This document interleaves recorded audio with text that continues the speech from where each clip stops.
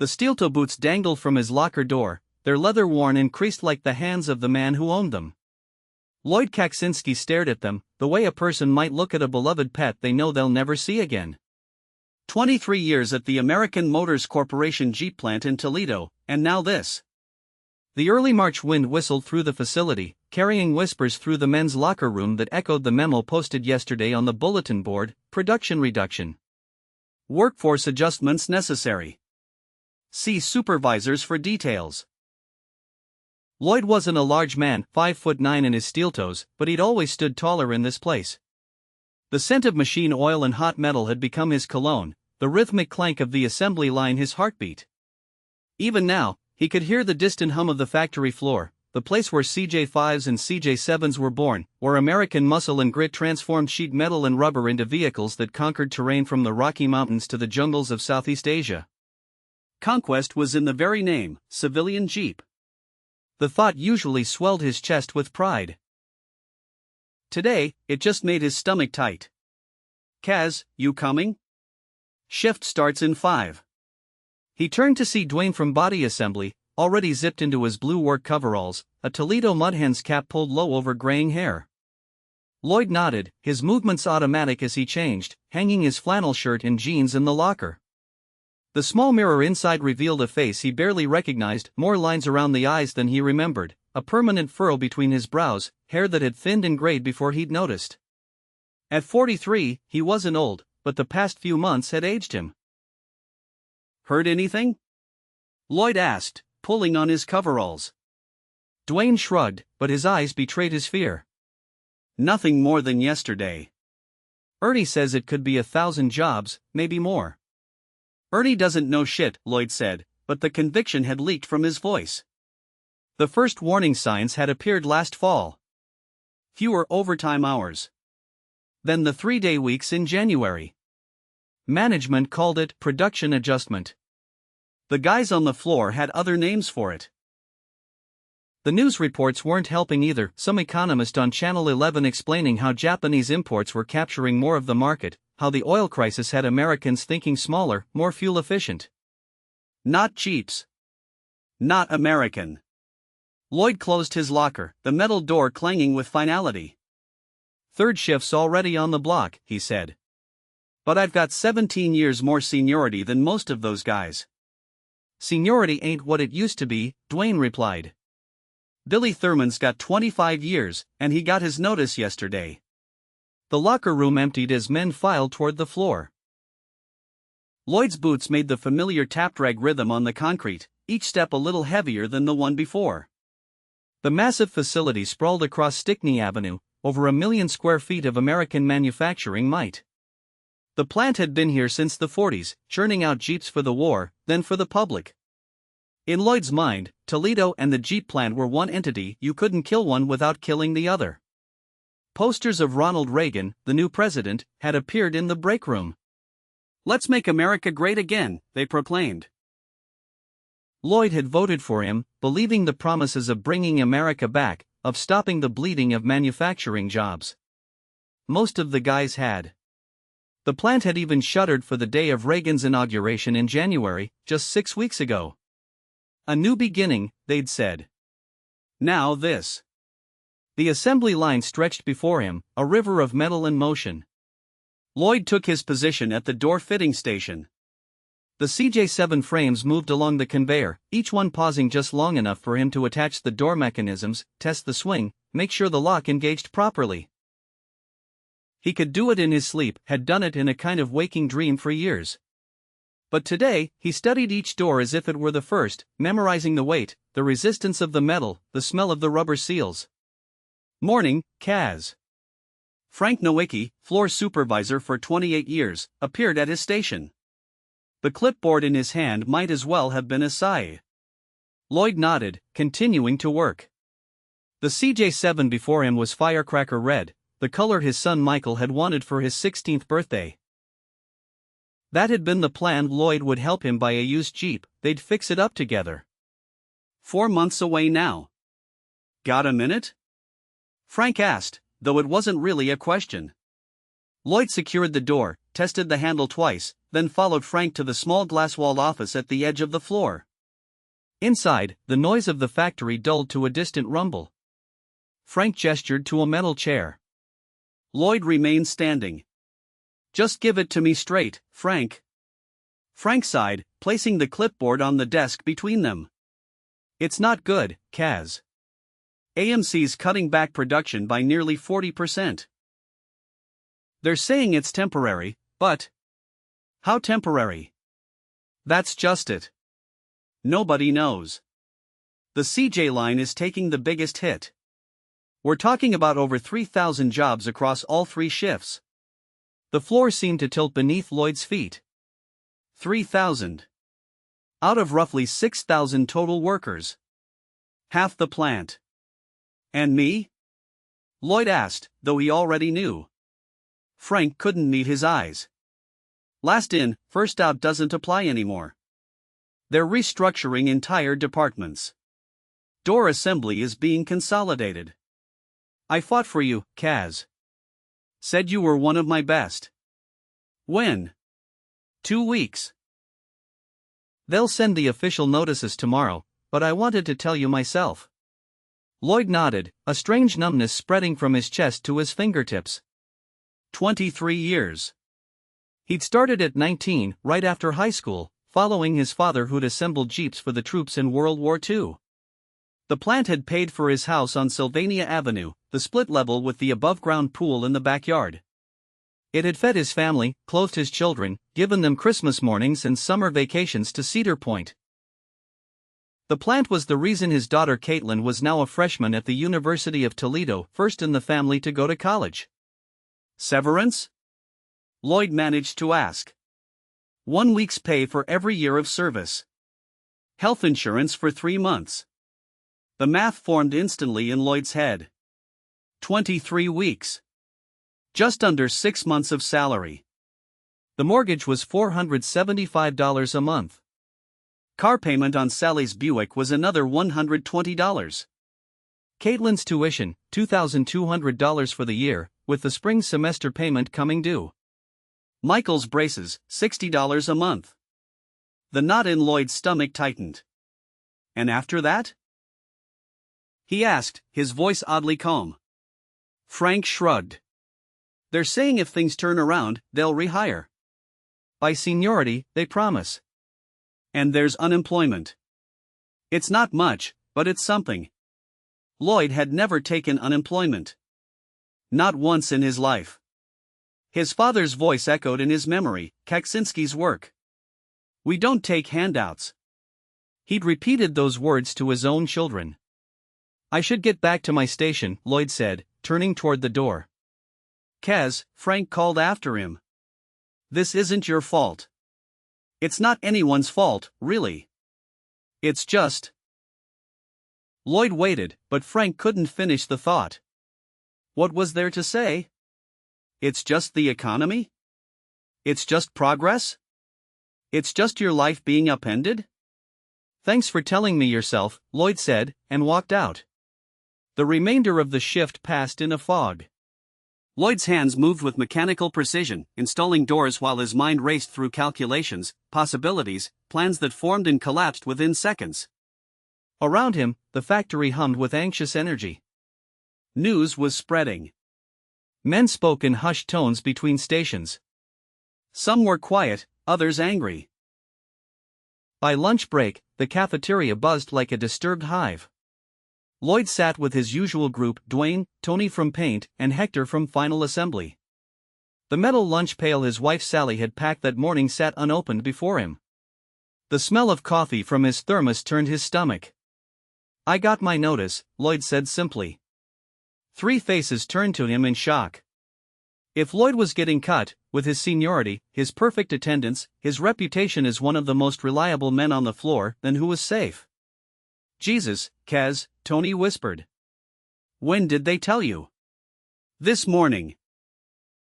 "Official notice comes tomorrow." 2 weeks' notice. "What are you going to do?" Hector asked, his own sandwich forgotten.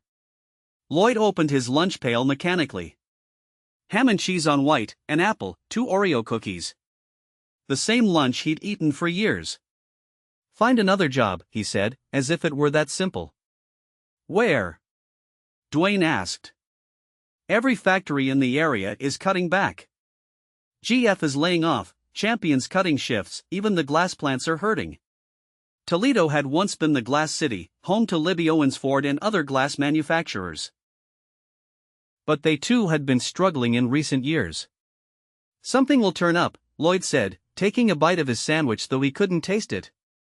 My cousin works at the GM plant in Detroit, Tony offered. Says they might be hiring come summer. Detroit was less than an hour's drive, but it might as well have been another country. Leave Toledo?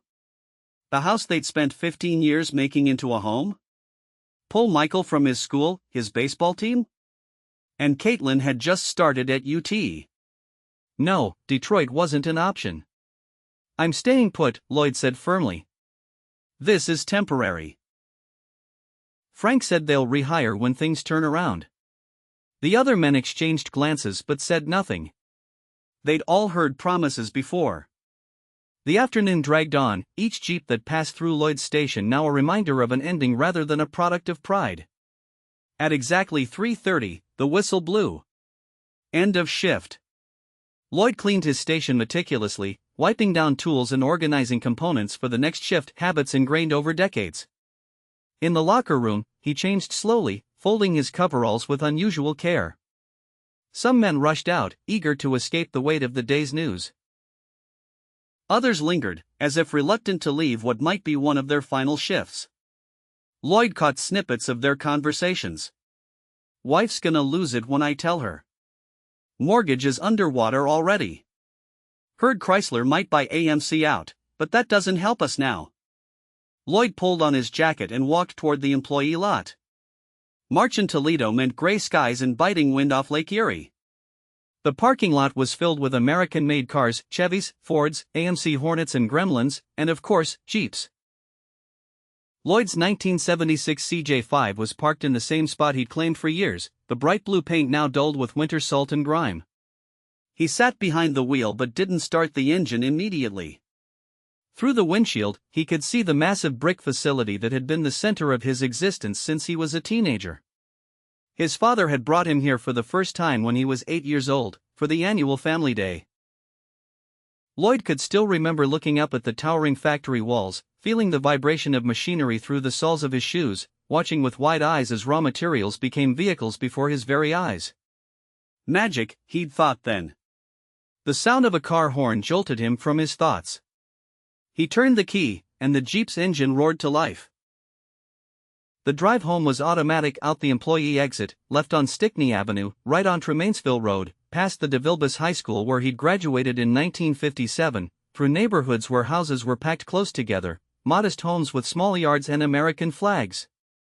Lloyd pulled into his driveway at 4:12, the same time he arrived home every weekday. The split level on Sylvania Avenue wasn't large 3 bedrooms, 1.5 baths, but it was theirs. Or at least it would be in 7 more years when the mortgage was paid off. The thought sent a fresh wave of dread through him. He sat in the driveway, gathering himself. Sally would be inside, probably starting dinner. She worked part-time as a receptionist at a dental office on Mondays, Wednesdays, and Fridays. Today was Thursday, her day off. Michael would be home from school, likely sprawled on the living room floor doing homework or watching TV. How was he going to tell them? The front door opened before Lloyd could decide. Michael bounded down the steps, lanky at 15, all arms and legs like a colt. His face lit up at the sight of his father's Jeep. Dad! Guess what? Coach Peterson says I've got a shot at starting pitcher this season. Lloyd forced a smile, climbing out of the vehicle. That's great, Mike. Your curveball coming along? Coach says it's wicked, Michael grinned, making a throwing motion. Mom says dinner's in 20 minutes. Meat loaf. Lloyd followed his son inside, hanging his jacket on the hook by the door. The house smelled of cooking meat and onions, the familiar comfort of home. The television in the living room was tuned to a rerun of Happy Days, the laugh track a jarring counterpoint to the heaviness in Lloyd's chest. "That you, Lloyd?" Sally's voice called from the kitchen. "How was work?" He moved toward her voice, each step leaden. Sally stood at the stove, stirring something in a pot. At 41, she was still beautiful to him, her dark hair now threaded with silver, laugh lines around her eyes that appeared whenever she smiled. She wore jeans and one of his old flannel shirts, sleeves rolled up to her elbows. "Work was..." he began, but the words stuck in his throat. Sally turned, wooden spoon in hand, and her smile faltered. "What's wrong?"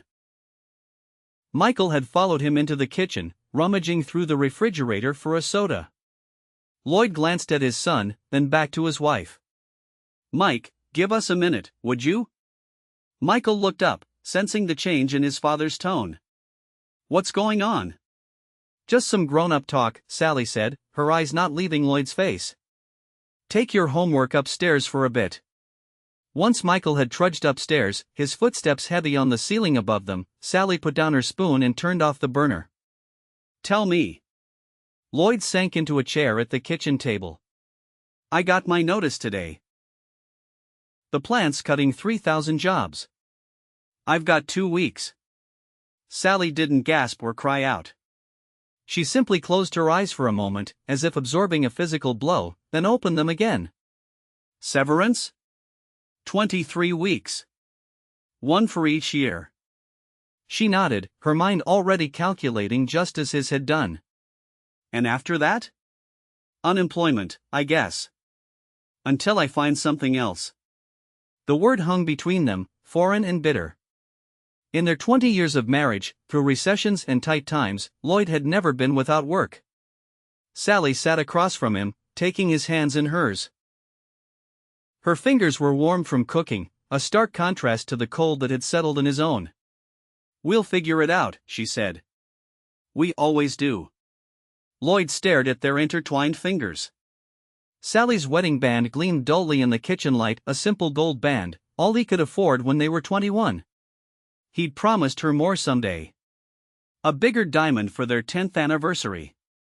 A nicer house in a better neighborhood eventually. Retirement trips to Florida. College for the kids. All the things his work at the plant was supposed to provide. "I don't know what I'm going to do," he admitted, the words sticking in his throat. 23 years, Sal.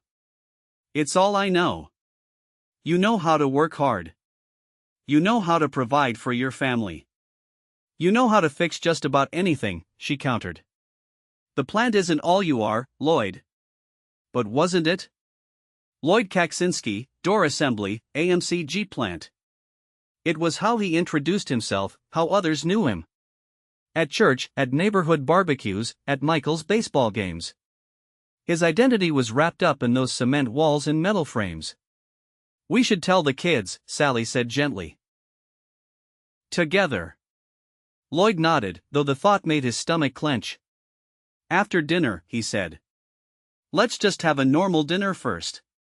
Sally squeezed his hands once more, then rose to finish cooking. Lloyd sat at the table, watching her move efficiently around the kitchen, wondering if she was as frightened as he was beneath her calm exterior. Probably more so, he realized. Sally had always been the realistic one, the planner, while he had been the optimist. Over 2 decades of marriage, their roles had become as fixed as his position on the assembly line. "Will you call Caitlin?" Sally asked, sliding the meatloaf back into the oven. "See if she can come home this weekend? I think we should tell her in person too." Caitlin. His brilliant daughter who'd earned a partial scholarship to study business administration. The first Kaczinski to attend college. Lloyd had been so proud the day they'd moved her into the dormitory last fall, carrying boxes of her belongings up 3 flights of stairs, pretending his breathlessness was from the exertion and not from the emotion of seeing his little girl embarking on a future brighter than his own. "I'll call her after we talk to Mike," Lloyd said. Dinner was a strained affair. Lloyd pushed meatloaf around his plate while Michael chattered about baseball practice and an upcoming algebra test. Sally maintained the conversation, asking questions, laughing at his jokes, all while shooting concerned glances at Lloyd's untouched food.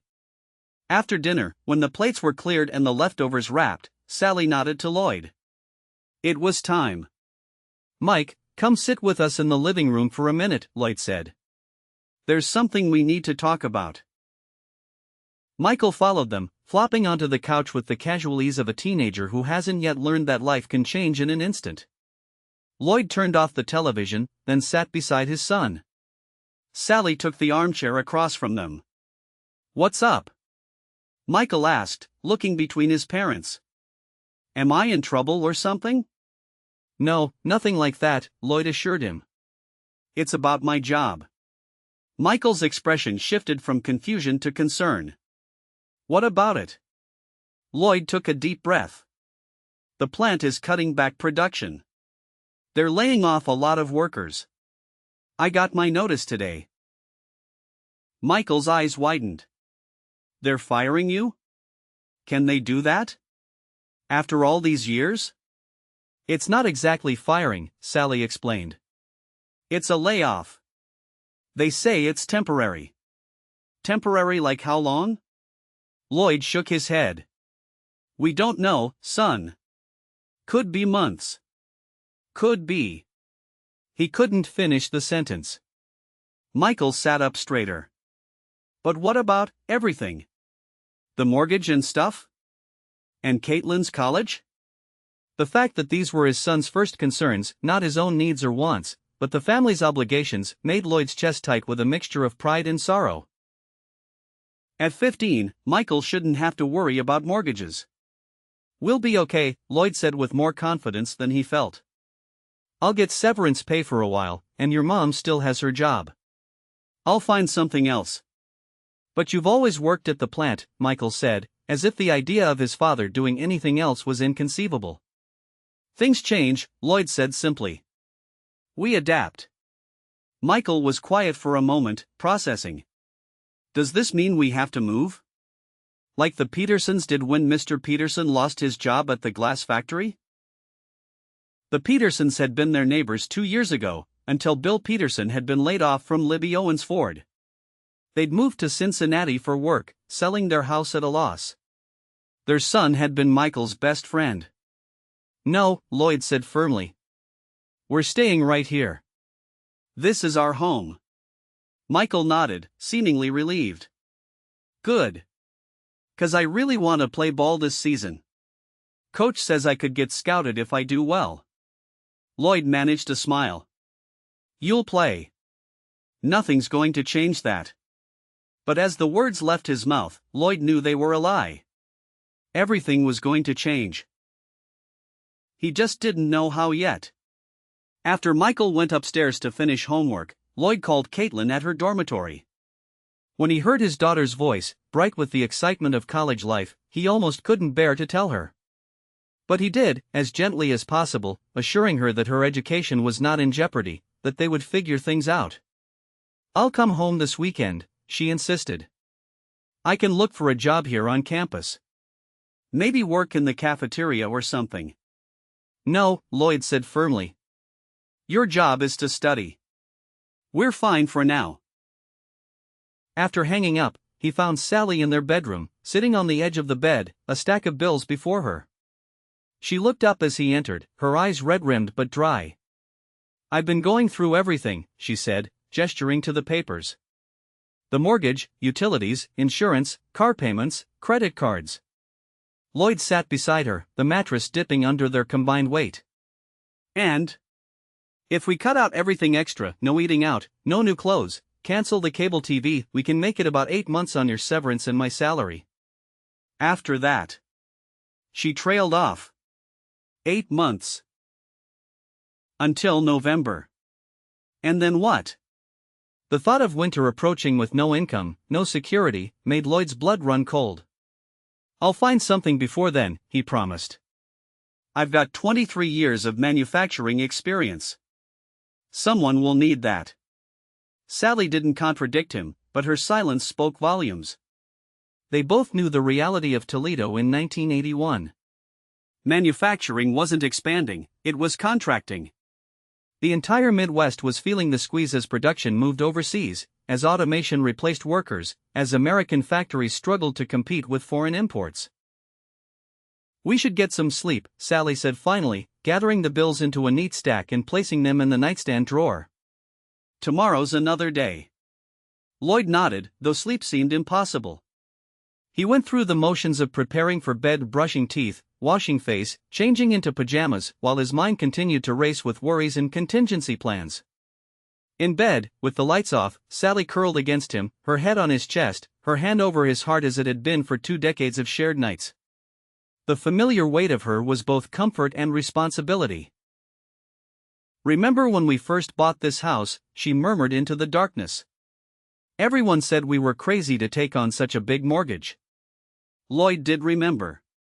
1966, he'd been with AMC for 8 years by then, had just been promoted to line lead. Caitlin was 3, and Sally was pregnant with Michael. The house had seemed enormous after their tiny apartment, 3 bedrooms, a real yard, a driveway of their own. "My dad said we were reaching above our station," Lloyd recalled. "Said a factory worker had no business buying a split level in this neighborhood." "And you told him that factory workers built this country, so why shouldn't they live in nice houses?" Lloyd smiled at the memory. He'd been so young then, so confident in the future, in his place in the world. America was strong. Manufacturing was the backbone of the economy. A man who worked hard could provide for his family, buy a house, send his kids to college, retire with dignity. That had been the promise. "We'll be okay," he whispered into Sally's hair, feeling her warmth against him. "I promise." But as the night deepened and Sally's breathing evened into sleep, Lloyd remained awake, staring at the ceiling, the knot in his stomach growing tighter with each passing hour. The promise he just made felt as hollow as the factory floor would soon be. The official notice came the next morning, a white envelope handed to each affected worker as they arrived for their shift. Lloyd opened his standing at his locker, the single sheet of paper confirming what he already knew. "Due to production adjustments necessitated by market conditions, American Motors Corporation regrets to inform you that your position will be eliminated effective March 20, 1981. 2 weeks. 14 more shifts. A countdown to an abyss." The mood on the factory floor was funeral-like. Men worked in silence, the usual banter and jokes replaced by grim determination. Even those who'd been spared this round of cuts moved carefully, as if their jobs too might vanish if they drew attention to themselves. During breaks, conversation centered on rumors and possibilities, which plants were still hiring, who knew someone at Ford or GM, whether the government would intervene. Lloyd worked mechanically, installing doors on CJ7s that rolled past his station with relentless regularity. Each completed vehicle felt like a personal betrayal, perfect Jeeps that would soon be built by someone else, somewhere else, or perhaps by machines that didn't need paychecks or health insurance or retirement plans. At lunch, he sat with Dwayne, who'd also received his notice, and Tony, who had been spared due to his specialized skills in the paint department. Hector hadn't come to work that day. The rumor was he'd been so distraught after getting his notice that his wife had taken him to the emergency room. "Applied at the Champion spark plug plant this morning," Dwayne said, opening his lunchbox. "They're not hiring now, but the foreman said they might be in the summer if sales pick up." Lloyd nodded, though he knew might be and if were cold comfort to a man with a mortgage and children to feed. "Any other leads?" "Heard Dana might need people at their axle plant," Tony offered. "But they're paying $2 less an hour to start." $2 less per hour meant nearly $4,000 less per year, the difference between making ends meet and falling behind. Lloyd had been earning $12.50 an hour after 23 years at AMC. Starting over elsewhere would mean a significant pay cut, even if he could find work. "What about you, Kaz? Any plans?" Lloyd shrugged. "Going to finish out my 2 weeks, then start looking." The truth was, he hadn't allowed himself to think that far ahead yet. The reality still hadn't fully sunk in. That evening, as Lloyd drove home, he took a detour through downtown Toledo. Once the vibrant heart of a bustling industrial city, downtown had been declining for years as businesses moved to suburban malls and office parks. Vacant storefronts lined Adams Street. The old LaSalle's department store where Sally had once worked as a Christmas seasonal employee stood empty, its windows dusty and dark. Lloyd parked near the Maumee River and got out, walking to the waterfront. The cold March wind cut through his jacket, but he barely noticed. From here, he could see the sprawling port facilities where our boats once arrived regularly, feeding the insatiable appetite of Toledo's industries. Now the docks were quieter, the massive cranes idle more often than not. Across the river, the outline of the Sun Oil refinery belched white steam into the gray sky. At least they were still operating, though rumor had it they too were cutting back. Toledo had once been a manufacturing powerhouse: glass, auto parts, scales, transmissions, steel casting. Now it felt like a city holding its breath, waiting to see if it had a future. Lloyd didn't know how long he stood there, watching the slow flow of the river, before he finally returned to his Jeep and drove home. The detour had given him no answers, only a deeper sense of being caught in currents beyond his control. At home, he found Sally at the kitchen table with Caitlin, who had come home early from college despite his insistence that she shouldn't. His daughter rose as he entered, wrapping her arms around him in a fierce hug. "Dad," she said simply, holding him tight. Lloyd returned the embrace, suddenly aware of how much she'd grown in the months since she'd left for college. No longer his little girl, but a young woman with determined eyes and a set to her jaw that reminded him of Sally when they'd first met. "You didn't need to come home," he said, though he was grateful for her presence. "Of course I did," Caitlin replied, stepping back to study his face. "Mom's been filling me in. It's bad, isn't it? Not just at your plant." Lloyd nodded, glancing at Sally, who sat quietly watching their exchange. "It's hitting everywhere. The whole region. My economics professor was talking about it last week," Caitlin said, returning to her chair at the table. "He calls it deindustrialization. Says the manufacturing base is shifting to countries with cheaper labor."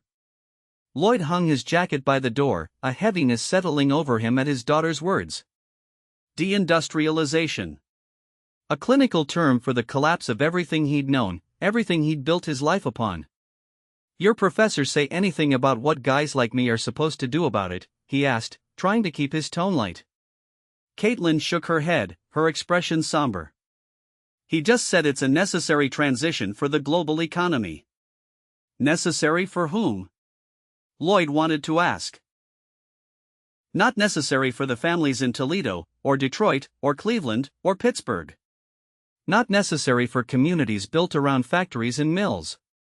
Not necessary for men who'd given their youth and health to companies that now discarded them like worn machine parts. "I've been looking at our finances," Caitlin continued, gesturing to a notebook filled with her neat handwriting. "Mom showed me all the bills. I can transfer to the community college here and commute.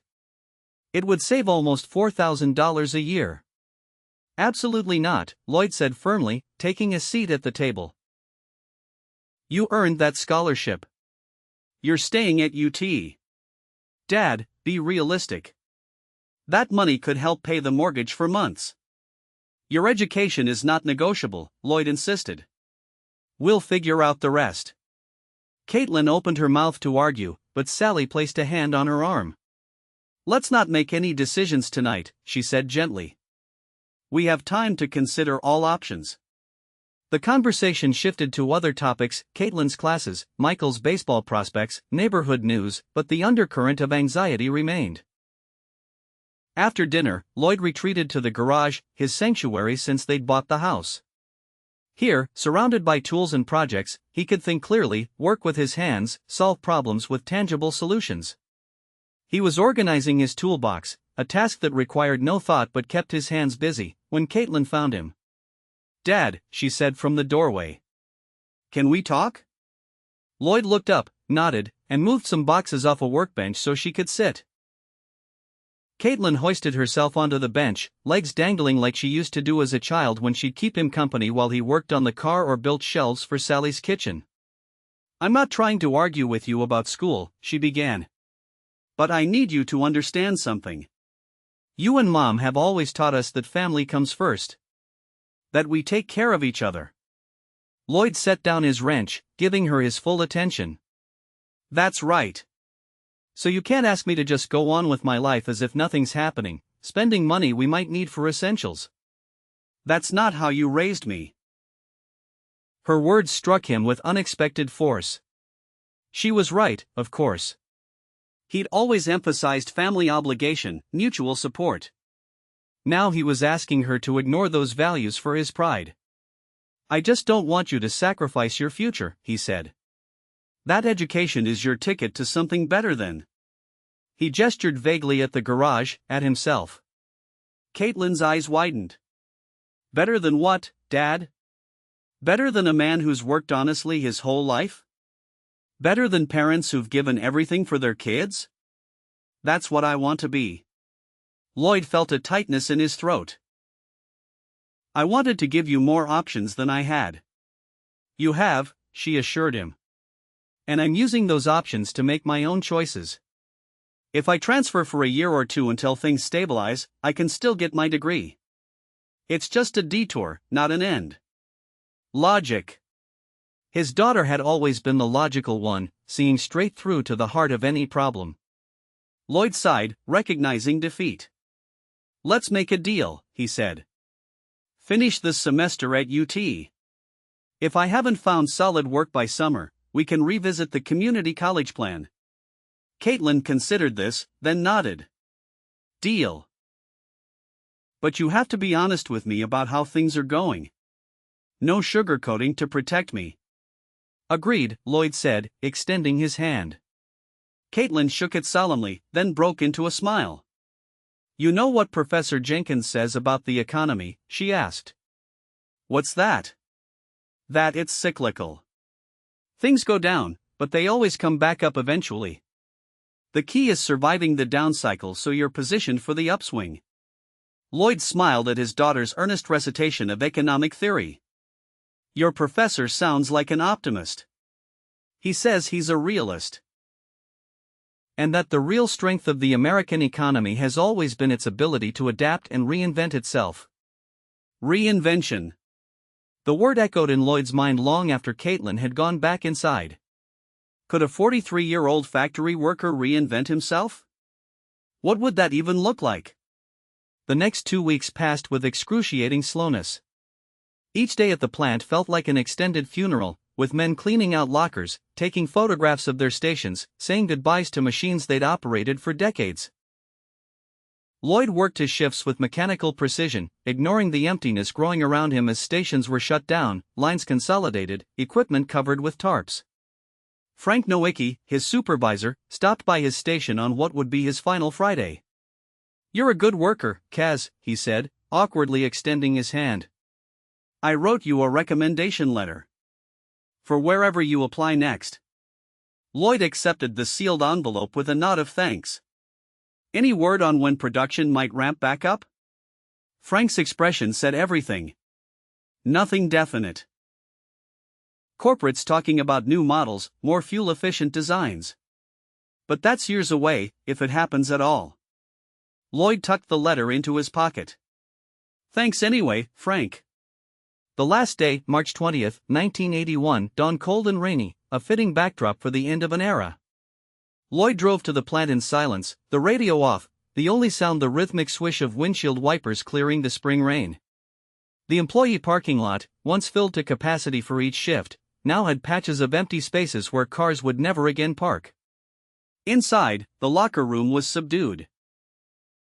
Men changed into their work clothes for the last time, some moving slowly, as if to prolong the ritual. Others were quick and businesslike, eager to get the day over with. Lloyd nodded to familiar faces, exchanged brief words of encouragement. What else was there to say? On the floor, the line moved at half its normal pace. Many stations were already empty, their work absorbed by the remaining employees. Lloyd installed doors on the dwindling number of Jeeps that passed his station, each one receiving the same careful attention he'd given to thousands before. At mid-morning, a whistle sounded, and the line stopped completely. The plant manager, a man named Richard Clark who rarely appeared on the floor, stood on a raised platform near the center of the factory. Workers gathered around as he spoke through a megaphone about market conditions, corporate decisions, and future possibilities. Lloyd stood at the back of the crowd, only half listening. The words were empty promises wrapped in corporate jargon, signifying nothing. "And we hope to welcome many of you back when conditions improve," Clark was saying. "American Motors values your service and dedication." Beside Lloyd, an older worker named Walt snorted. 28 years I gave them. My back, my knees, 3 fingers. He held up a hand missing the tips of several digits. And now I'm valued? Now they care? Lloyd said nothing. What was there to say? The truth was stark, they were expendable. All of them. Replaceable cogs in a machine that was being dismantled and rebuilt elsewhere, with cheaper parts. After the speech, the line restarted for the final hours of production. Lloyd returned to his station, working steadily until the last Jeep passed through at 3:15 p.m. A Renegade in topaz gold metallic. He attached the door, checked the alignment, tested the handle twice as always. Then it was gone, moving down the line to the next station, and his workbench stood empty. 15 minutes remained on his final shift. Lloyd wiped down his tools, organizing them neatly for whoever might eventually take his place. He swept metal shavings and rubber debris from the floor around his station. Then he stood, hands empty, waiting for the final whistle. It came at exactly 3:30 p.m., the same sound that had marked the rhythm of his days for 23 years. Men began to move toward the locker room, some in groups, others alone. No one hurried. This wasn't a race to beat traffic or get home early.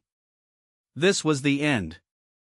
In the locker room, Lloyd changed out of his coveralls for the last time. He placed them in his duffel bag rather than the laundry bin. There would be no fresh set waiting on Monday. The boots went in next, then his gloves and safety glasses. The small mirror inside his locker reflected a face he hardly recognized, older, yes, but also something else. Uncertain. Unmoored. Dwayne appeared at his side as he closed his locker. Some of us are heading to Marty's for a drink. You coming? Marty's Tavern was a workers' bar across from the plant, where shifts often ended and paychecks were cashed on Fridays. Lloyd had spent countless hours there over the years, celebrating birthdays, drowning sorrows, arguing sports and politics. Not today, Lloyd said, hefting his duffel. Need to get home. Dwayne nodded, understanding in his eyes. Take care of yourself, Kaz. I'll call you next week. Lloyd made his way through the building one last time, past darkened offices and empty cafeterias, through corridors where the sound of his footsteps echoed unnaturally without the background hum of machinery. At the main entrance, a security guard, a new guy Lloyd didn't recognize, barely glanced at him as he scanned his badge one final time. Outside, the rain had stopped, but the sky remained gray. Lloyd walked to his Jeep, tossed his duffel in the back, and sat behind the wheel. From here, he could see the massive brick buildings stretching along Stickney Avenue, steam rising from some vents, windows reflecting the dull afternoon light. The American flag flew at full staff above the main entrance, as if it were any normal day. He should start the engine, drive home. Sally would be waiting, wondering how his last day had gone. Caitlin was still home for the weekend. Michael would be back from school. But Lloyd couldn't make himself turn the key. Not yet. Instead, he sat in the parking lot as other men emerged from the building, got into their cars, and drove away. Some honked as they passed him, a final salute. Others kept their eyes forward, already moving on to whatever came next. Lloyd watched them go, feeling like a sentinel at his post, unable to abandon his station even after being relieved of duty. The parking lot emptied gradually. The afternoon light began to fade. Still Lloyd sat, hands on the steering wheel, staring at the factory that had been the center of his existence for so long. What was he now, without it? Who was Lloyd Kaczinski if not a door assembler at the Jeep plant? Eventually, as twilight descended on Toledo, he turned the key. The Jeep's engine rumbled to life, the sound comforting in its familiarity. Lloyd took one last look at the plant, then put the vehicle in gear and pulled onto Stickney Avenue, joining the flow of evening traffic. By the time he reached Sylvania Avenue, dusk had fallen completely. The lights were on in his house, warm yellow squares against the growing darkness. Lloyd parked in the driveway and sat for a moment, gathering himself. Then he grabbed his duffel, walked to the front door, and stepped inside. Sally was in the kitchen, the aroma of pot roast filling the house. Caitlin sat at the dining table with textbooks spread before her. Michael was sprawled on the living room floor, watching television. A normal evening, as if nothing had changed. "Dad's home," Michael called out, not looking up from his program. Lloyd hung his jacket by the door, placed his duffel on the floor beside it, and moved into the kitchen. Sally turned from the stove, a question in her eyes. He shook his head slightly, and she nodded, understanding without words. Later, they would talk. For now, they would maintain normalcy for the children. "Dinner's almost ready," she said. "Go wash up." Lloyd did as instructed, the routine comforting in its familiarity. In the bathroom, he scrubbed his hands with the orange pumice soap that never quite removed all the industrial grime embedded in his skin. The face in the mirror looked tired, the lines deeper than they'd been just weeks ago. Dinner was quieter than usual, though everyone made an effort at conversation. Caitlin talked about her literature professor, who had assigned The Great Gatsby for midterm analysis. Michael described a new pitch he was working on, demonstrating the grip with his right hand. Sally mentioned that Mrs. Kowalski next door was expecting her first grandchild in July. Normal topics. Safe topics. No one mentioned the plant, or the layoff, or the uncertainty that loomed before them. It was as if they'd all silently agreed to grant Lloyd this one final evening of pretending that tomorrow would be like yesterday. After dinner, Lloyd helped Sally with the dishes, an activity that had been their private time to talk since early in their marriage. As they stood side by side at the sink, she washing and he drying, Sally finally broke the silence. "How was it?" she asked softly. Lloyd focused on drying a plate, the circular motion of the towel almost meditative. "Quiet. Lots of speeches about valuing our service, hoping to recall us when things improve. The usual corporate talk." Sally handed him another plate, their fingers brushing in the exchange. "And how are you, really?" The question caught him off guard. How was he? Lloyd wasn't sure he knew. There was anger, certainly. Fear.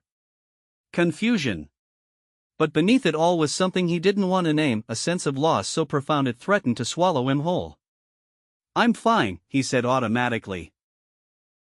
Then, catching her skeptical glance, he amended, "I will be fine. Just need to figure out the next step."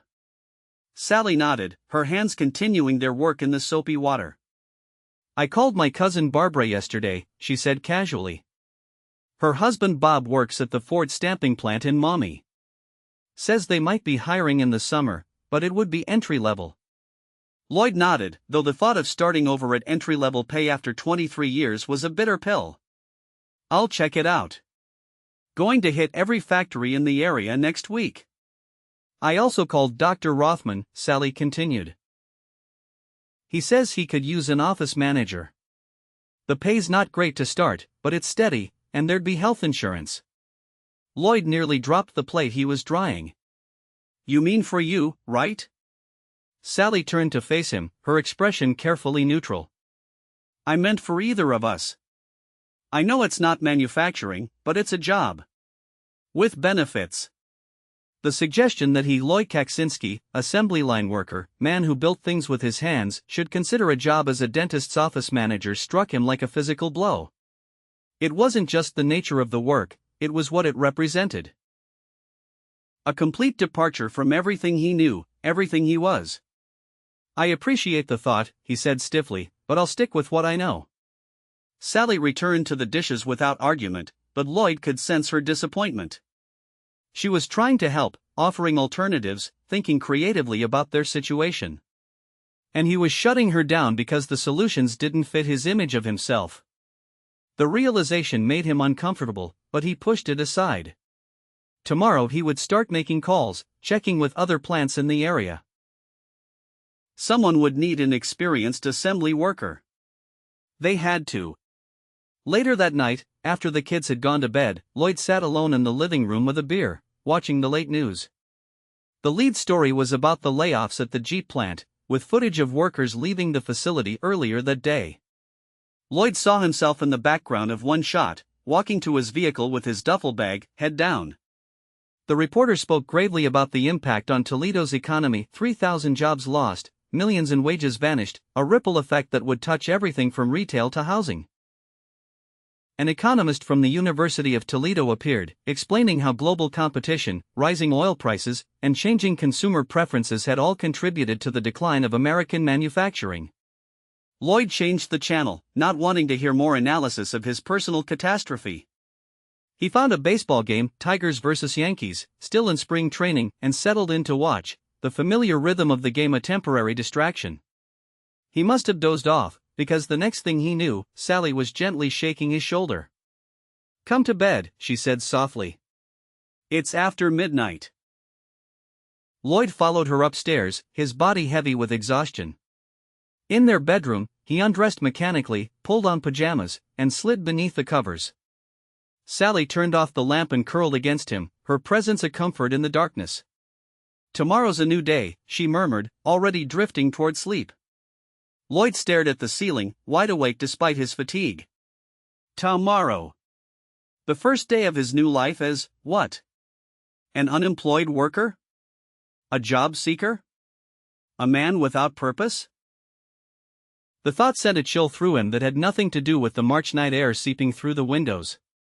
For as long as he could remember, Lloyd had defined himself by his work, by his role as provider. Now that foundation was crumbling beneath him, and he had no idea what would remain when the dust settled. Sleep, when it finally came, brought dreams of endless assembly lines where the parts never fit correctly, of running through the plant searching for his station while supervisors called his name, of Jeeps rolling off the line incomplete because he wasn't there to install the doors. He woke before dawn, sweating despite the cool bedroom, Sally still sleeping peacefully beside him. Lloyd slipped out of bed and dressed quietly, pulling on jeans and a flannel shirt by habit. Downstairs, he made coffee and sat at the kitchen table, watching through the window as the sky slowly lightened. Saturday. Normally he'd be planning weekend projects, fixing the leak in the bathroom faucet, changing the oil in Sally's Buick, maybe taking Michael to practice.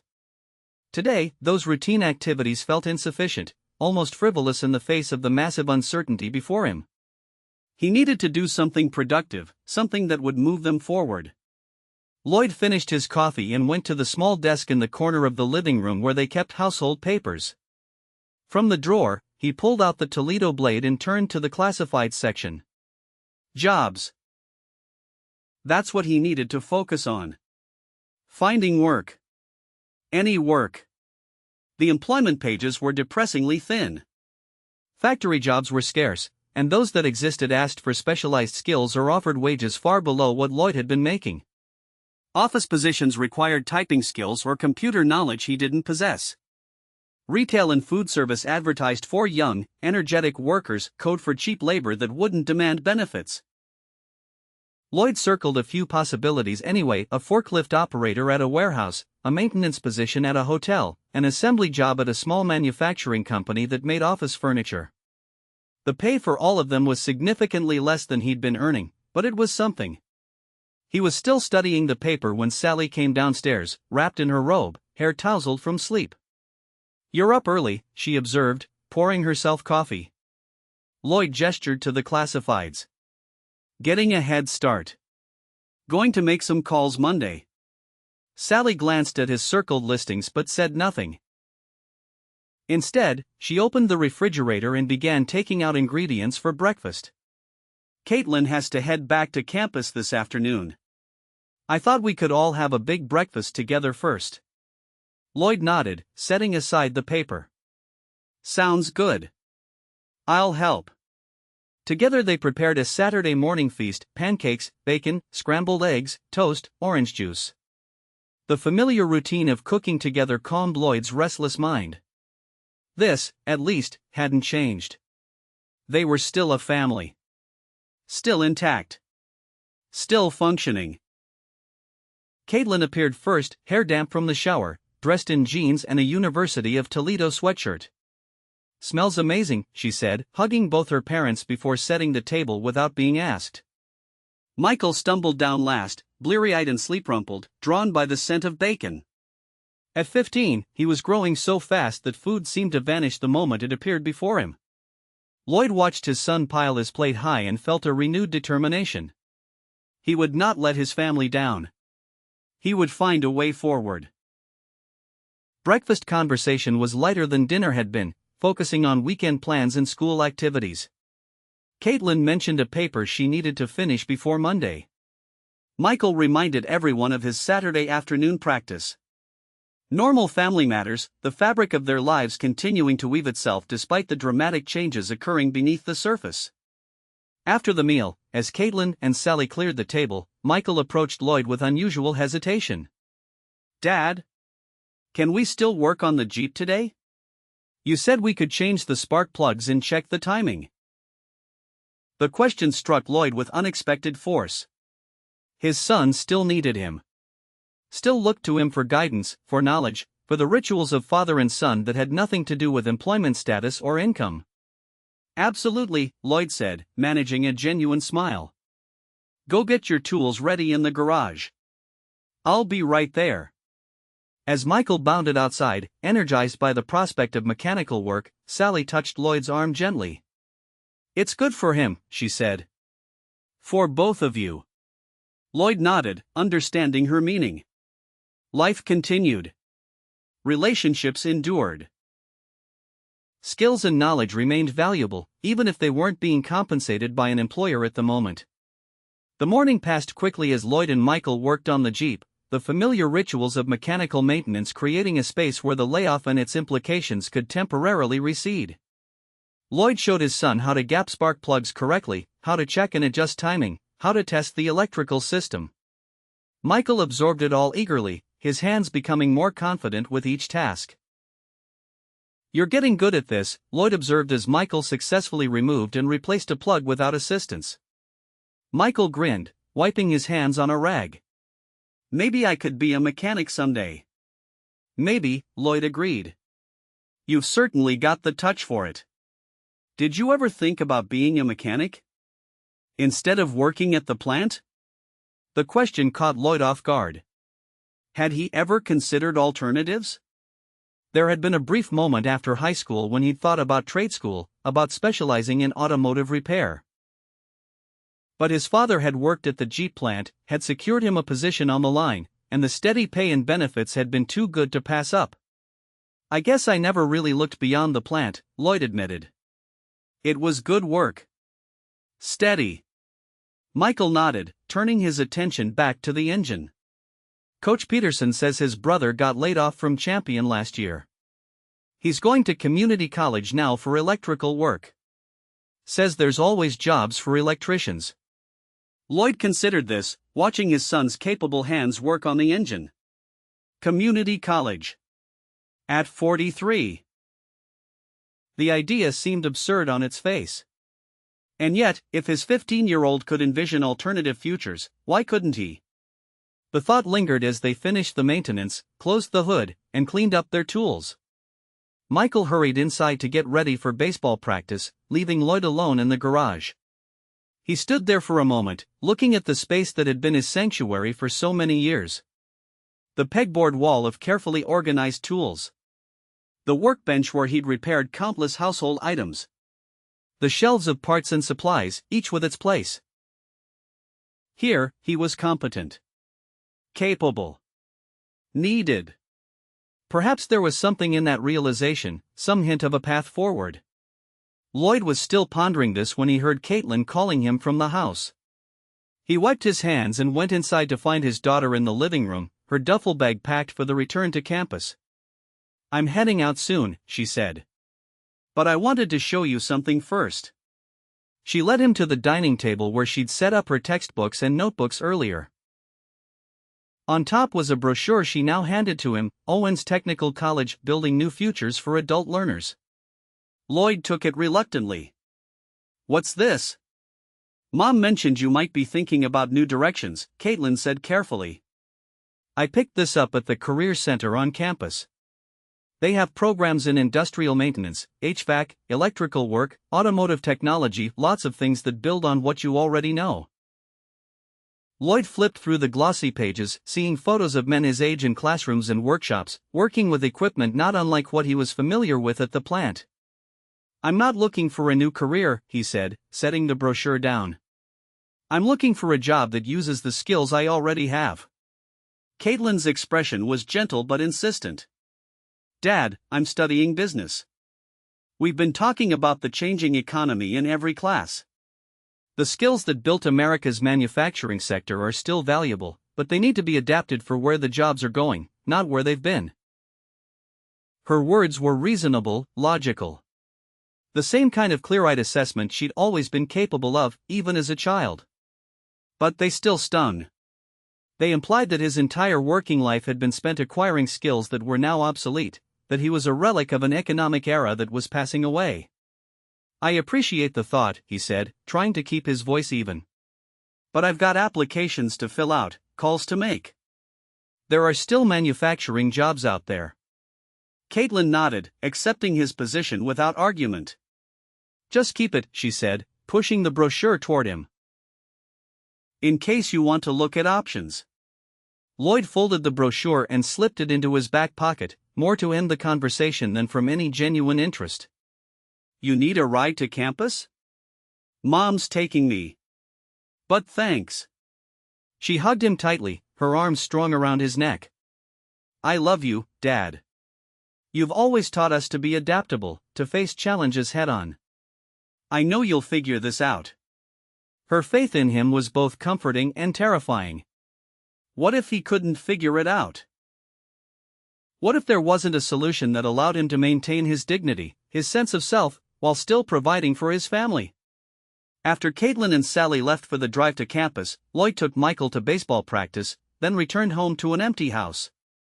The silence was oppressive. Normally, he'd welcome a few hours of quiet on a Saturday, time to work on projects, watch a game, simply exist without demands on his attention. Today, the solitude left him too much space for uncomfortable thoughts. He tried to occupy himself with household tasks, fixing the dripping bathroom faucet, unclogging a slow drain in the kitchen sink, organizing the junk drawer that had accumulated random screws and batteries and instruction manuals. But each completed task only emphasized the larger problem: he was a man without purpose, without direction. When Sally returned from dropping Caitlin at her dormitory, she found Lloyd in the basement, aggressively reorganizing tools that were already meticulously arranged. "Been busy, I see," she observed, leaning against the doorframe.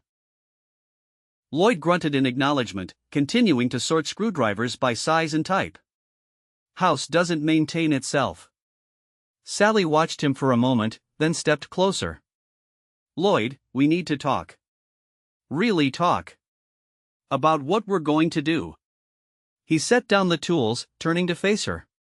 "I told you. I'm going to find another job. I've got some leads already." "I know you will," she said, her voice gentle but firm. "But we need to be realistic about how long that might take, and what we do in the meantime."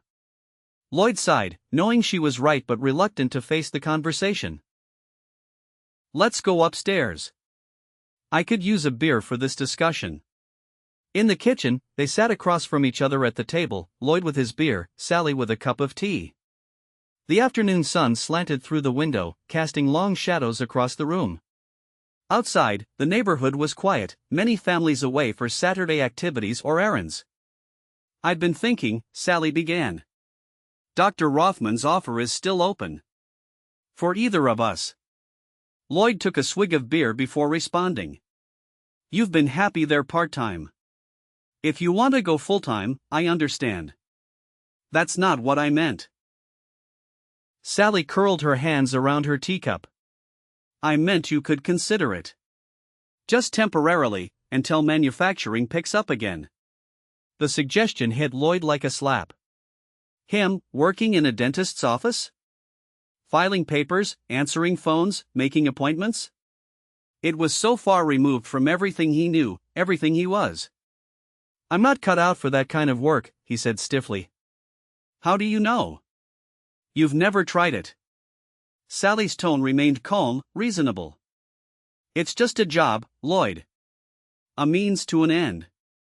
It would bring in income, keep health insurance for the family." It's not just a job, Lloyd countered, his voice rising despite his effort to remain composed. It's who I am. I build things. I work with my hands. I'm not meant to sit behind a desk answering phones all day. And I am? Sally's question hung in the air between them, challenging. Lloyd realized his mistake immediately. That's not what I meant. Your job is different.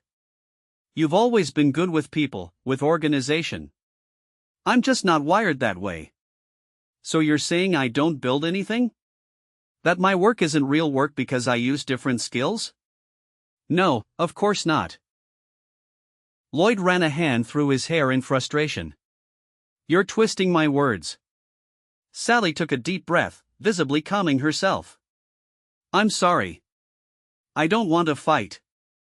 I just want you to consider possibilities you might be dismissing too quickly. Lloyd nodded, acknowledging her point while still resisting its implications. I appreciate that. But there are manufacturing jobs out there. I just need to find them. And if you don't? If it takes months? What then? The question hung between them, weighty with unspoken fears. Their savings wouldn't last forever. The severance package would run out. Bills would continue to arrive with relentless regularity. We'll cross that bridge when we come to it, Lloyd said finally. I've provided for this family for 20 years. I'm not going to stop now. Sally reached across the table to take his hand. I know you haven't. And no one is questioning your ability to provide. But the world is changing, Lloyd. The economy is changing. Maybe the way we provide has to change too. Her words echoed what Caitlin had said earlier, what the economists on television were saying, what seemed to be an emerging consensus about the future of American manufacturing. And yet, Lloyd wouldn't accept that his skills, his experience, his entire working identity had suddenly become obsolete. Just give me some time, he said, squeezing her hand. Let me try it my way first. Sally nodded, accepting his position for now. Fair enough. But promise me you'll keep an open mind about alternatives. I promise, Lloyd said, though he wasn't entirely sure he meant it. The conversation shifted to more immediate concerns, the week's meal plan, Michael's baseball schedule, household repairs that needed attention. Normal life continuing around the gaping hole where Lloyd's job had been.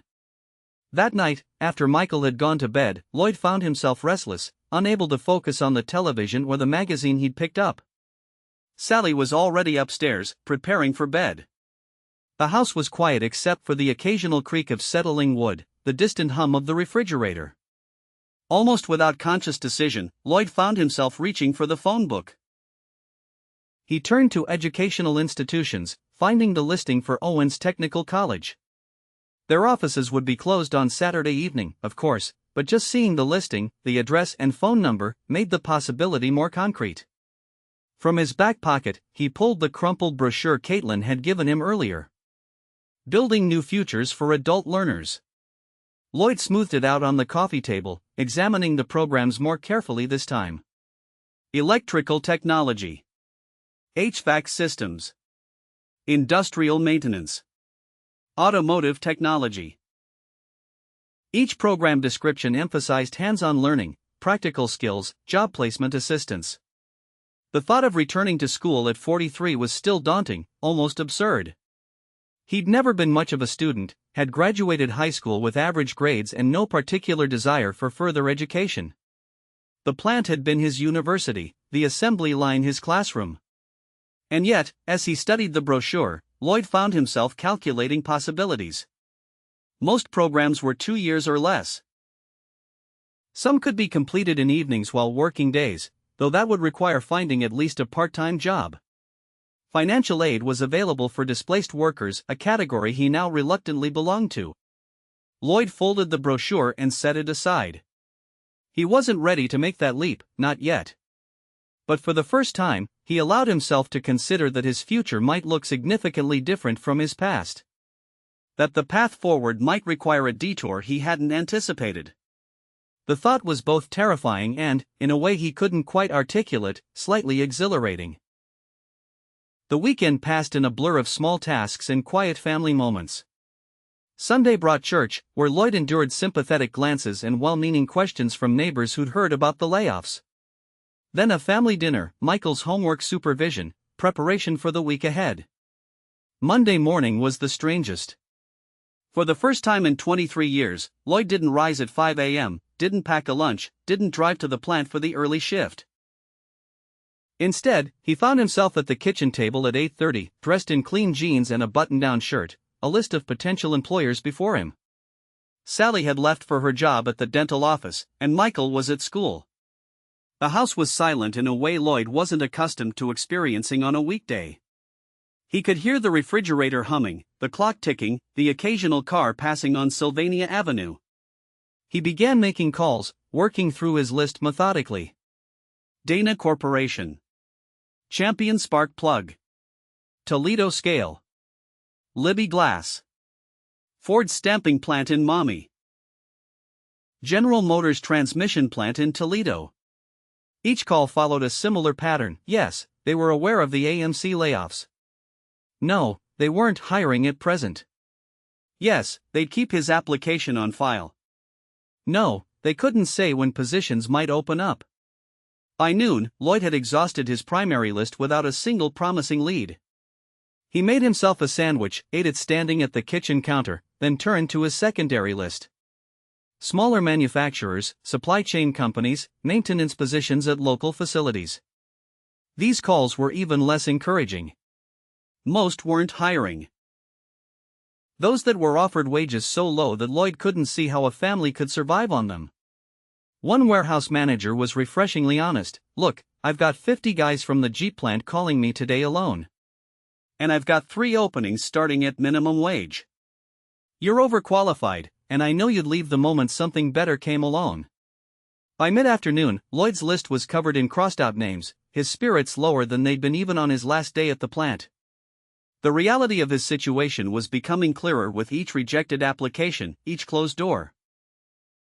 The manufacturing landscape of Toledo was contracting, not expanding. Everyone was cutting back, not hiring. He was still sitting at the table, staring at his useless list, when Michael returned from school, dropping his backpack by the door with a thud. "Dad? You're home?" His son's surprise was evident. Lloyd managed to smile. "Just making some calls, looking into opportunities." Michael nodded, accepting this explanation without question. "Can we work on my curveball before dinner? Coach says my release point is inconsistent." The normality of the request was a relief. Lloyd pushed aside his list and stood. "Sure thing. Let me change into something I can move in." The hour spent in the backyard with Michael, working on pitching mechanics, was the most normal Lloyd had felt since receiving his layoff notice. Here, his knowledge was valuable, his guidance sought after. The rhythmic throw and catch of the baseball, the focus on small adjustments to stance and grip and follow-through, created a space where the larger anxieties could temporarily recede. When Sally returned from work, she found them still at it, Michael's pitches gradually becoming more consistent as Lloyd offered quiet corrections. She watched from the back door for a moment before calling them in for dinner. "Any luck today?" she asked Lloyd quietly as they moved into the kitchen. He shook his head slightly. "Nothing yet. But it's just day one." Sally squeezed his arm in silent support, then turned to Michael. "Go wash up. Dinner in 15 minutes. As they prepared the meal together, Lloyd filled Sally in on his calls, the closed doors, the discouraging responses. She listened without interruption, her expression sympathetic but unsurprised. "It's going to take time," she said finally. "We knew that." Lloyd nodded, though patience had never been his strong suit. "I'll try some places in Maumee and Perrysburg tomorrow. Cast a wider net." "That's a good idea." Sally hesitated, then added, "And I picked up an application from Dr. Rothman. Just in case you want to consider it." Lloyd tensed, ready to dismiss the suggestion again, but caught himself. He'd promised to keep an open mind. "Leave it on the counter. I'll look at it later." Dinner was quieter than usual, Michael sensing the undercurrent of tension despite their efforts to maintain normalcy. After the meal, he retreated to his room for homework, leaving Lloyd and Sally to clean up. "I saw Mrs. Novak at the grocery store," Sally said as they washed dishes. Her husband was laid off from the plant too. She said he's considering going back to school for electronics repair. Lloyd grunted non-committally. Frank Novak is 52. Kind of old to be starting over. "He says age doesn't matter as much as willingness to learn new skills," Sally countered gently. "The world is changing, Lloyd. Electronics, computers, that's where the future is headed." The observation echoed what Caitlin had said, what the economists were saying, what seemed increasingly obvious with each passing day. The world was changing, and Lloyd was being left behind.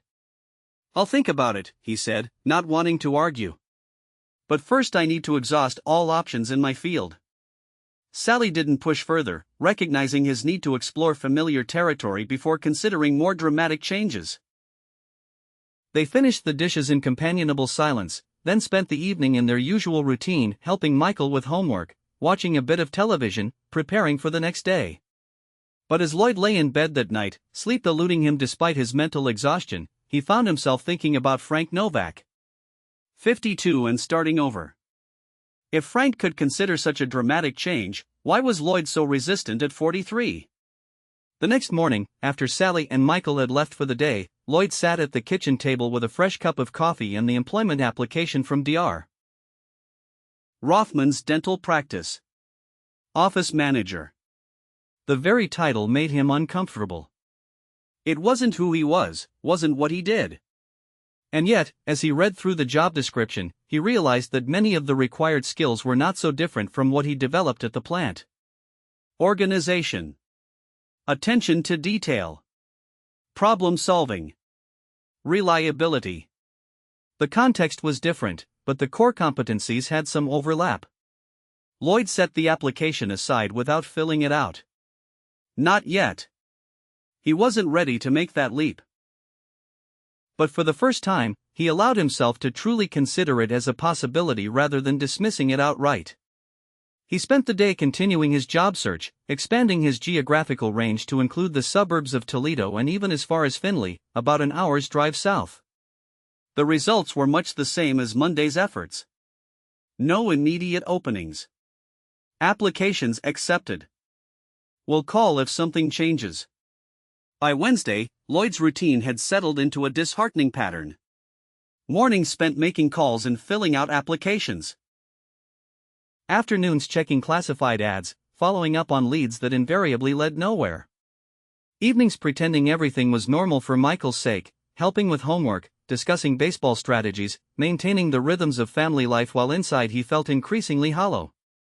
The weekend brought a new challenge, the first post-layoff paycheck that wouldn't arrive. Lloyd had always been paid on Fridays, the direct deposit appearing in their bank account with reassuring regularity. This Friday, there would be nothing. The severance payment would come, eventually. Unemployment benefits would start after a processing period. But for now, there was a gap. A visible, tangible representation of his new reality. Friday evening, Lloyd sat at the dining room table with Sally, their checkbook and bills spread before them. The mortgage payment was due on the 1st of April, just days away. Car insurance the week after. Utilities throughout the month. "We can cover everything essential," Sally said, her calculator beside her as she worked through figures. "But it's going to be tight until your severance and unemployment kick in." Lloyd nodded, the reality of their situation settling over him like a weight. "I can defer the car payment. Called the credit union today, and they said they'd work with us." "That helps," Sally made a note in their budget book. "And I picked up an extra day at Dr. Rothman's. He needs someone to cover for Linda while she's on vacation next week." Lloyd looked up sharply. "You didn't have to do that." "It's not a problem," Sally assured him. "The extra money will help, and honestly, I'm happy to do it." The implication was clear, Sally was increasing her contribution while Lloyd's had disappeared entirely. The knowledge stung his pride, though he knew it was irrational. They were a team, always had been. Both contributing in whatever ways they could. Speaking of Dr. Rothman, Sally said carefully. He asked about you. The office manager position is still open. Lloyd pushed back from the table, standing abruptly. I'm not there yet, Sal. I'm still looking for real work. The moment the words left his mouth, he regretted them. Sally's expression flickered with hurt before settling into a careful neutrality. Real work, she repeated softly. Like what I do, you mean? That's not what I meant, Lloyd backpedaled. Your job is different. You're good at it. I'm just not cut out for office work. How do you know? You've never tried it. Sally's voice remained calm, but he could hear the undercurrent of frustration. Lloyd, it's been 2 weeks. We need to be practical. The logical part of Lloyd knew she was right. The practical, financial reality of their situation required flexibility, openness to options he might not have considered before. But another part of him, the part tied to his identity, his sense of self, continued to resist. Give me until the end of the month, he said. If I haven't found something by then, I'll consider other options. Sally studied him for a moment, then nodded. Fair enough. That's 2 more weeks. They returned to the budget, making adjustments, cutting expenses where possible, planning for various scenarios depending on when the severance and unemployment benefits would begin. It was practical, necessary work, but it left Lloyd feeling diminished, reduced to numbers on a page, a problem to be solved rather than a provider to be relied upon. That night, after everyone was in bed, Lloyd found himself in the garage again, his sanctuary. He stood before his workbench, running his hand over tools he knew by touch, even in dim light. Here, he was competent. Capable. The man who could fix anything. Almost without conscious decision, he began to work on a project he'd been putting off, a wooden jewelry box for Sally's birthday in May. He'd bought the wood months ago, had sketched out a design, had even cut some of the basic pieces. Now, with methodical focus, he continued the work. The familiar motions of measuring, cutting, sanding were meditative. His hands knew what to do without much conscious direction from his mind. As he worked, Lloyd found himself thinking about the skills involved: precision, patience, problem-solving, creativity. Skills that had value, that produced something tangible and beautiful. Could these skills translate to other work? Other contexts? The thought came unbidden, surprising him with its clarity. Lloyd set down his tools, looking at the partially completed jewelry box. He'd always defined himself by one role: assembly line worker at the Jeep plant. But that definition had been imposed by circumstances, by convenience, by the path of least resistance. It wasn't the sum total of who he was or what he could do. The realization wasn't exactly comforting. It was disorienting, challenging the narrative he'd constructed about himself over decades. And yet, it also contained a glimmer of possibility that hadn't been there before. Lloyd packed up his tools, covered the jewelry box project, and turned out the garage light. It was late, past midnight, and tomorrow would bring more job searches, more applications, more inevitable rejections. But perhaps it would also bring new perspectives, new possibilities he hadn't allowed himself to consider before. The second week of unemployment passed much like the first. Lloyd continued his search for manufacturing work, expanding his geographical range even further, calling plants as far away as Cleveland and Detroit. The responses remained discouraging. No one was hiring. Everyone was cutting back. The entire manufacturing sector of the Midwest seemed to be contracting simultaneously. By the end of the week, Lloyd had to admit, if only to himself, that his original plan wasn't working. There simply weren't jobs available in his field, not in sufficient numbers to absorb the thousands of workers who had been laid off across the region. Friday evening, as Lloyd sat at the kitchen table reviewing the week's meager progress, the phone rang. Sally answered in the living room, her voice drifting to him in fragments. Yes, he's here. Of course. One moment. She appeared in the kitchen doorway, hand covering the receiver. It's Dwayne, she said, extending the phone. Sounds excited about something. Lloyd took the phone with a nod of thanks. Hey, Dwayne. What's up? Kaz. Listen, I got a tip from my brother-in-law. Toledo Edison is hiring for their service crew. Physical work, decent pay, benefits after 90 days. They're looking for guys who know how to work with their hands, not afraid of heights. Thought of you immediately. Lloyd straightened, interest peaked. Utility work? I don't have experience with that. They're willing to train.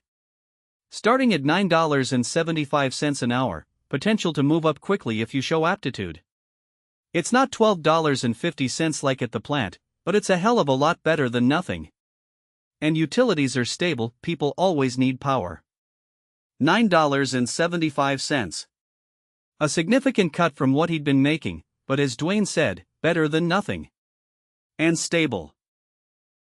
Essential services that wouldn't be shipped overseas. When are they taking applications? Lloyd asked, reaching for a pen. Monday morning, 8 a.m. sharp.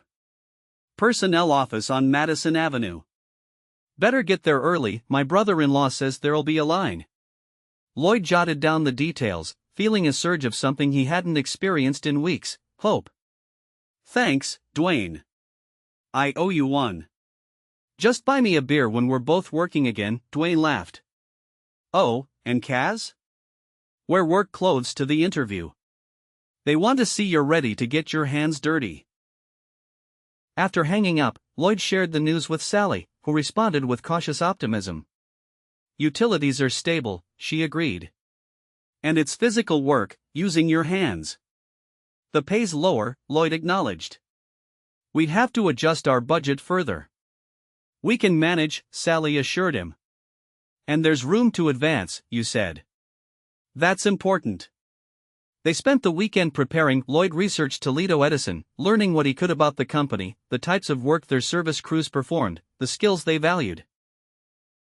Sally helped him update his resume, emphasizing his mechanical abilities, reliability, problem-solving skills. Monday morning, Lloyd was up before dawn, dressed in clean but well-worn work clothes, jeans, flannel shirt, steel-toed boots. The familiar attire felt right for the first time since the layoff, like putting on armor for battle. He arrived at the Toledo Edison personnel office on Madison Avenue at 7:15, only to find a line already forming, 30 men ahead of him, many with the same look of desperate determination, many he recognized from the plant. By 8 o'clock, when the doors opened, the line stretched around the block. Inside, Lloyd filled out an application form, detailing his work history, skills, availability. The woman at the desk informed them that interviews would be conducted immediately for qualified candidates, and that they were looking to hire 25 service technicians. 25 jobs. At least 100 men applying, probably more throughout the day. The odds weren't great, but they were better than anything Lloyd had seen in the past 2 weeks. He waited for over 2 hours before his name was called. The interview room was small, utilitarian. 2 men sat behind a folding table, one in a shirt and tie, obviously from the personnel department, the other in work clothes with Edison embroidered on the pocket, clearly a field supervisor. Mr. Kaczinski, the personnel man began. I see you were at American Motors for 23 years. Door assembly, correct? Lloyd nodded. Yes, sir. Door mechanisms, alignment, quality control. That's quite a long time with one company, the man observed. Why are you interested in utility work now? The question seemed almost absurd, given the widely publicized layoffs, but Lloyd recognized it as a test of some kind. The manufacturing sector is contracting, he said honestly. I'm looking for stable work where my mechanical skills and work ethic can be valuable. Utilities are essential services that will always be needed. The supervisor nodded approvingly. The work isn't easy, he said. Climbing poles, working in all weather conditions, overtime during storms and outages. At your age, are you prepared for that kind of physical demand? At your age. The phrase stung, but Lloyd kept his expression neutral. I've never shied away from physical work, he replied. 23 years on an assembly line isn't exactly desk work. I'm in good health, strong, and I learn quickly. The interview continued for another 20 minutes. Questions about his mechanical knowledge, problem-solving abilities, willingness to work irregular hours, comfort with heights and electricity. Lloyd answered honestly, acknowledging when he lacked specific experience but emphasizing his willingness to learn, his reliability, his work ethic. As the interview concluded, the supervisor leaned forward. "We're making decisions today," he said. "If selected, you'd start training next Monday. 6 weeks of training, paid at the starting rate. Then assignment to a service crew. How does that sound?" "I'd be ready to start immediately," Lloyd assured him. Outside, the line of applicants had grown even longer. Lloyd nodded to familiar faces as he passed, men from the plant, from other factories that had cut back, all chasing the same limited opportunities. The shared desperation was palpable, a current running through the crowd. At home, Lloyd found Sally in the kitchen, preparing lunch. "How did it go?" she asked, studying his expression for clues. "Pretty well, I think," Lloyd replied, washing his hands at the sink. "They're making decisions today. Said they'd call by 5 if I'm selected." Sally nodded, hope and caution mingling in her eyes. "That's promising." There were a lot of guys there, Lloyd tempered her expectations. "At least 100 when I left, and they're only hiring 25. The afternoon crawled by with excruciating slowness. Lloyd tried to occupy himself with household projects, but his attention constantly drifted to the silent telephone. By 4 o'clock, he'd given up any pretense of distraction and simply sat in the living room, watching the phone, willing it to ring. At 4:37, it finally did. Lloyd lunged for the receiver, his heart pounding. "Hello? Mr. Kaczinski? This is Harold Weber from Toledo Edison Personnel Department." "Yes, hello." Lloyd's mouth was suddenly dry. "I'm calling about the service technician position you interviewed for today. We had many qualified applicants." Lloyd's heart sank. This was how rejection began: acknowledgement of qualifications, followed by the inevitable "but." "And we'd like to offer you a position in our next training class, beginning Monday, April 6. The starting wage is $9.75 per hour, with a review after the 6-week training period. Are you interested in accepting?" Lloyd gripped the phone tighter, relief washing over him in a dizzying wave. "Yes," he managed. "Yes, I am." "Excellent. Report to the Madison Avenue office at 7:30 Monday morning. Bring your social security card, driver's license, and be prepared to complete tax forms. Dress for physical work. You'll begin practical training that day." After hanging up, Lloyd sat for a moment, absorbing the news. Employed. Not at the wage he was accustomed to, not in the field he'd worked for over 2 decades, but employed nonetheless. The relief was profound, almost physical in its intensity. When Sally arrived home from work 30 minutes later, Lloyd met her at the door with the news.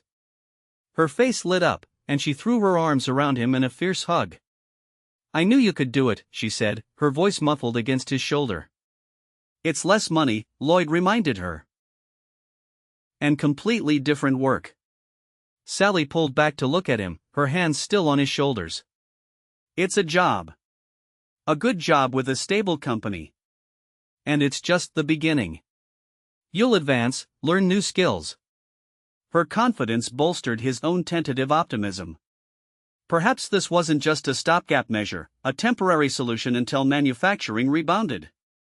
Perhaps it was actually a new direction, a path he hadn't considered, but one that might lead somewhere worthwhile. That evening, they celebrated with a special dinner, telling Michael the news when he returned from baseball practice. His son's reaction was unexpectedly enthusiastic. "Toledo Edison? That's cool, Dad. Billy Palmer's dad works there. He says they get to climb those really tall poles and fix the lines during storms. Like real-life superheroes." Lloyd chuckled at the characterization. "I don't know about superhero, but it's good, steady work." "Better than the plant," Michael said with the casual certainty of youth. "You won't smell like oil and metal all the time now." The observation gave Lloyd pause. Had he always carried that industrial scent home with him? Had it become so much a part of him that he no longer noticed, while others did? Later, after calling Caitlin at college to share the news, Lloyd found himself in the backyard, looking up at the utility lines that crossed above their property. Soon he would understand how they worked, would be responsible for maintaining them, ensuring the power flowed to homes and businesses throughout Toledo. It was a strange thought, both exhilarating and intimidating. At 43, he would be a trainee again, a beginner in a field where the younger men would have advantages in strength and agility. But he would bring other assets: experience, responsibility, the habits of careful work developed over decades. In the quiet of the spring evening, with the first stars appearing in the darkening sky, Lloyd allowed himself to acknowledge a truth he'd been resisting for weeks. The layoff, painful as it had been, had forced him out of a rut he might never have left voluntarily. The plant had been comfortable, familiar, but also limiting in ways he hadn't recognized until now. This new position, this new beginning, offered challenges he hadn't faced in years. Learning, growth, adaptation. The very qualities he tried to instill in his children, but had somehow stopped applying to himself. The thought was both humbling and oddly liberating. Monday morning arrived with a sense of déjà vu. Rising early, preparing for work, the familiar routine that had structured Lloyd's life for decades. But the destination was different now. Instead of the Jeep plant on Stickney Avenue, he drove to the Toledo Edison facility on Madison Avenue, joining 19 other new trainees, most, like him, refugees from the manufacturing contraction sweeping through the Midwest. The 6-week training program was intense, a crash course in electrical systems, safety protocols, equipment operation. Lloyd found himself working harder than he had in years, his mind stretched by new concepts, his body challenged by unfamiliar tasks. Climbing utility poles with spikes strapped to his boots. Working with high-voltage lines, de-energized during training, but still intimidating. Learning to read schematics and diagrams that bore little resemblance to the assembly instructions he'd known at the plant. The work was difficult, often frustrating, sometimes physically demanding beyond what he'd expected. His body ached in new ways after days spent climbing, lifting, manipulating equipment overhead. Several trainees, mostly older men like himself, dropped out in the first 2 weeks, unable or unwilling to adapt to the physical challenges. Lloyd persisted. Each evening, he returned home exhausted but with a sense of accomplishment that had been missing during his weeks of unemployment. He was learning, growing, developing new capabilities. The pay was still less than he'd made at the plant, but the gap in his employment had been brief, the financial impact manageable. More importantly, he was contributing again to his family, to society, to an essential service that kept the community functioning. The sense of purpose that had been stripped away with his layoff notice gradually returned, though in a different form. At the end of the 6-week training period, Lloyd was assigned to a service crew responsible for maintenance and emergency repairs in northwest Toledo, including, ironically, the area where the Jeep plant was located. His crew chief, a gruff veteran named Ray Wilkins, seemed skeptical of the former factory workers at first, watching them closely for mistakes or shortcuts. Lloyd's meticulous habits, developed over decades on the assembly line, soon won Ray's grudging respect. His attention to detail, his thoroughness in following safety protocols, his reliability in completing assigned tasks all translated well to utility work. By the end of his second month, Lloyd had been entrusted with leading smaller repair assignments, training newer crew members, troubleshooting complex issues. The transition wasn't seamless. There were setbacks: a minor electrical burn that left a scar on his forearm, a fall from a pole during a rainstorm that resulted in a sprained ankle, occasional conflicts with younger workers who resented the influx of older men from manufacturing. But each challenge met and overcome added to Lloyd's growing confidence in his new role. By the summer of 1981, as Toledo sweated through a July heat wave that strained the electrical grid to its limits, Lloyd Kaczinski had become a valued member of his service crew, working overtime to repair overloaded transformers, restore power to neighborhoods affected by brownouts, ensure the continued flow of electricity that modern life depended upon. The work was harder physically than his job at the plant had been, but also more varied, more engaging, more visibly meaningful. When his crew restored power to a neighborhood after a storm, the grateful responses from residents provided immediate validation. This was tangible service, not abstract production.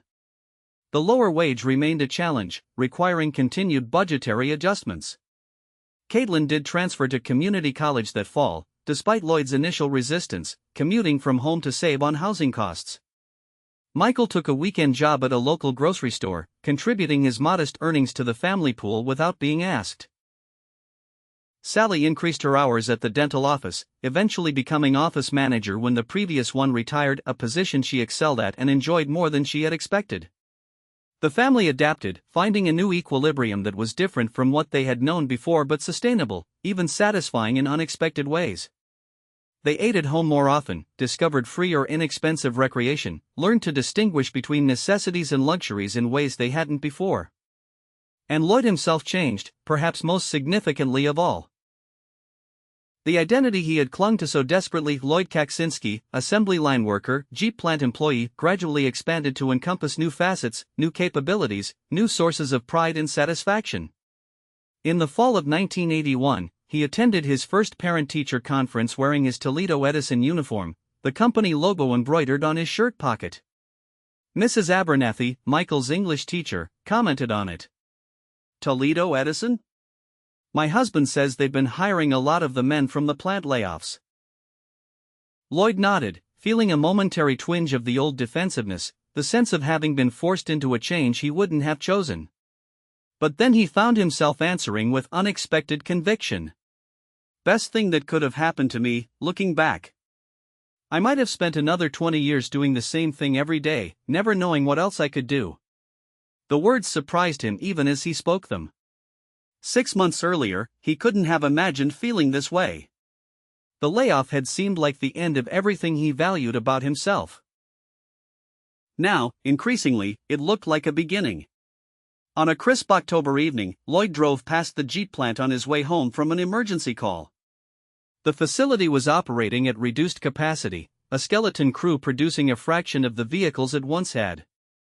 Rumors continued to circulate about potential buyers, about retooling for new models, about eventual reopening at full capacity. Some of his former co-workers had been recalled as production inched upward, though nowhere near the numbers that had once worked there.